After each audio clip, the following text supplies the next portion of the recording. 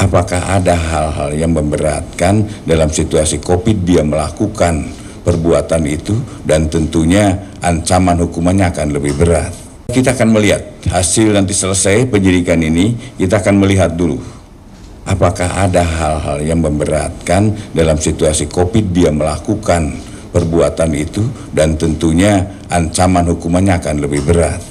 Bahkan dalam kondisi yang demikian bisa-bisa hukuman mati. Tapi kita akan lihat dulu bagaimana hasil penyelidikan ini, ya.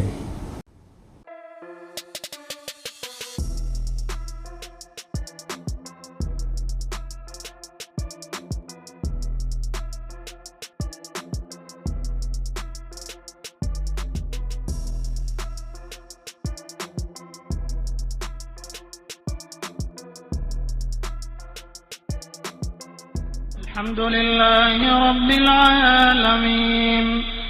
Ustaz, akhir-akhir ini marak kasus korupsi ya Ustaz ya, pencucian uang, ada penggelapan dana negara gitu Ustaz. Nah, itu sikap kita sebagai warga negara kalau melihat maraknya kasus korupsi seperti ini gimana Ustaz? Kayaknya antum yang ketinggalan zaman ya. Oh, bisa, Ustaz. Kasus korupsi ini sudah dari dulu. Maksudnya Ustaz? Antum kalau melihat berita, ada 100 lebih kepala daerah yang dipenjara. Bupati, wali kota, gubernur, menteri, itu jumlahnya banyak sekali. Dan korupsi ini udah lama. Hanya saja dengan adanya media sekarang, seakan-akan, baru sekarang korupsi, udah lama. Ini penyakit lama. Makanya di Indonesia akhirnya didirikan yang namanya KPK. Itu untuk menghadapi kasus seperti ini. Apa sikap kita? Kata Nabi SAW, likulli ummatin fitnah, wa fitnatu ummati alman. Semua umat itu ada godaannya, ada fitnahnya. Dan fitnah umatku itu harta. Ini bicara fitnah. Itu ujian dari Allah Subhanahu wa ta'ala. Pernah Nabi SAW ngobrol sama para sahabatnya. Beliau mengatakan kepada mereka, "Kaifa antum idza futihat alaikum Faris wa Rum?"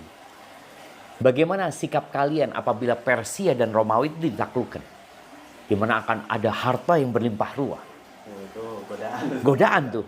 Benar tuh. Kata Abdurrahman bin Auf, nakunu kama qala Allah. Ini kalau bicara idealnya, Abdurrahman mengatakan kita akan bersikap seperti yang Allah inginkan. Seperti yang Allah telah perintahkan. Itu kan idealnya kayak gitu. Ya, begitu. Dan semua orang insya Allah kepingin kayak gitu loh. Tapi kata Nabi SAW, awa ghaira dhalik. Atau enggak seperti itu sikap kalian. Apa sikapnya? Tatanafasun. Kalian akan bersaing. Antum lihat, yang korupsi ini bukan orang miskin.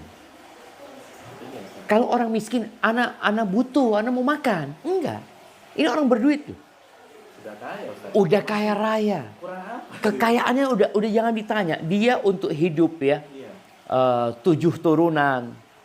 7 turunan, 7 tanjakan, 7 kelokan. Udah cukup gitu loh dia. Tapi dia korupsi. Belum mungkin gara-gara istri-istrinya juga doyan koleksi tas cantik. Ya, tas itulah mahal. artinya sudah cukup. Itu dia cukup. Punya, tapi tadi masalahnya. Kalian akan bersaing. Kenapa orang kok jadi kepingin tas? Tas mewah, tas mahal. Kan dia ingin bersaing. Oke. Mungkinkah dia pakai tas itu sendirian di kamarnya keliling? Ngapain? Enggak kan. Dia dibawa. Dia kan ingin tunjukkan, dia ingin pamer. Makanya kalau Anda lihat kasus-kasus yang ditemukan itu karena pamer yang dilakukan oleh mereka. Iya, Ustaz. Kalau enggak kan enggak ketahuan mereka. Terus mereka kalau punya duit enggak dipamerkan buat apa? Buat apa? Ngapain gitu? Buat apa dia beli tas bagus kalau enggak dipamerkan? Mereka akan tersiksa. Maka akhirnya mereka memamerkan dan ketahuan. Oh ini gimana ini pejabat fulan. Seharusnya gaji enggak segitu tuh. Maka yang terjadi kata Nabi SAW, tatanafasun, kalian akan bersaing. Dan persaingan itu akan mengantarkan kepada tatahasadun. Kalian akan saling hasad. Saling iri, dengki. Dan ini yang terjadi. Setelah bersaing, iri, kemudian kalian tidak akan saling bertegur sapa.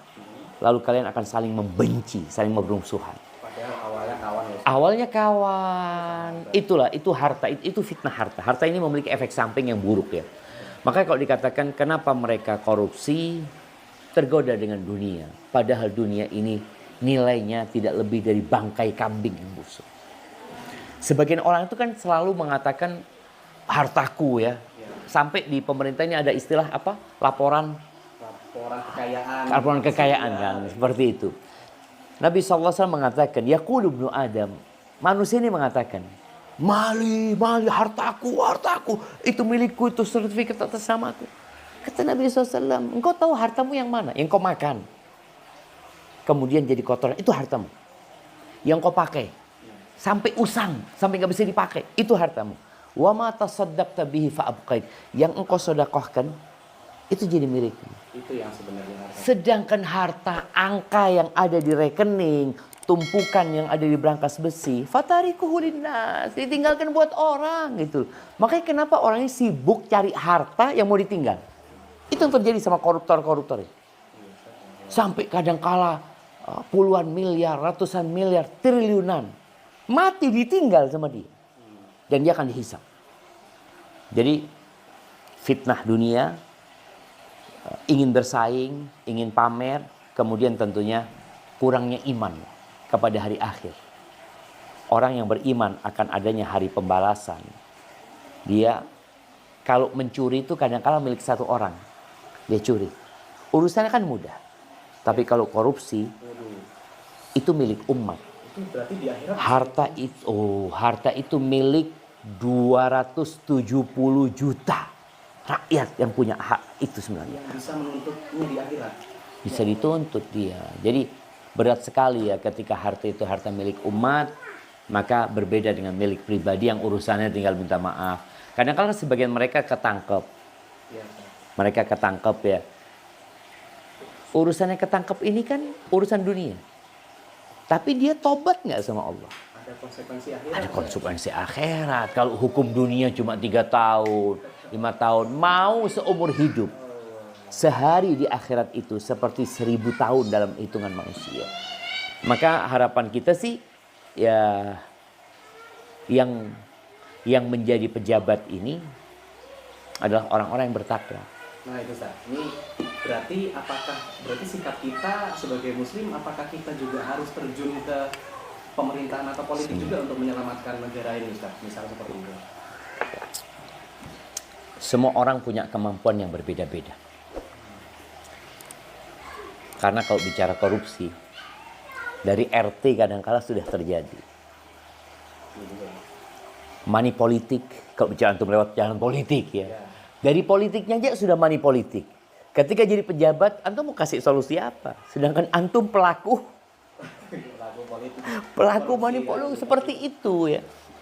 Jadi, karena lihat semua berjuang dengan kemampuan masing-masing. Intinya bertakwa kepada Allah Subhanahu wa taala dan hilangkan ambisi dunia. Karena dunia ini nggak lama. Seorang ustadz pun, jangan bicara politikus, seorang ustadz pun ketika ambisinya dunia rusak dia. Agamanya jadi rusak gitu. Ketika yang dicari dunia. Maka kembali kepada apa ambisimu, apa yang kau cari, kemudian cari jalan yang kau memang mampu. Ada seorang yang mampu memperbaiki dengan doa. Engkau doa. Kau cuma mengkritisi, ngomong kayak kita ini ngomongin gitu kan. Kira-kira berubah nggak mereka? Enggak juga gitu. Engkau berdoa. Yang kedua, mendoakan pemimpin ya. Kemudian yang kedua, mendidik yang bisa kita didik, anak-anak kita. Ini yang bisa kita didik bagaimana mereka suatu hari kalau mereka mendapatkan satu amanat, mereka tidak seperti yang kita lihat. Jadi kerjakan yang bisa antum kerjakan. Itu yang perlu kita lakukan. Menjadi yang terbaik di posisi yang ada kita sekarang. Yang ada, betul. Seperti itu insya Allah. Insya Allah harapannya ya kita berharap negeri ini jadi lebih baik ya. Seperti karena kita capek dengan berita itu. Tapi kalau anda lihat, kalau antum mengatakan baru viral, aduh min zaman dari dulu itu. Barakallahu fikum Ustaz. Hayakumullah.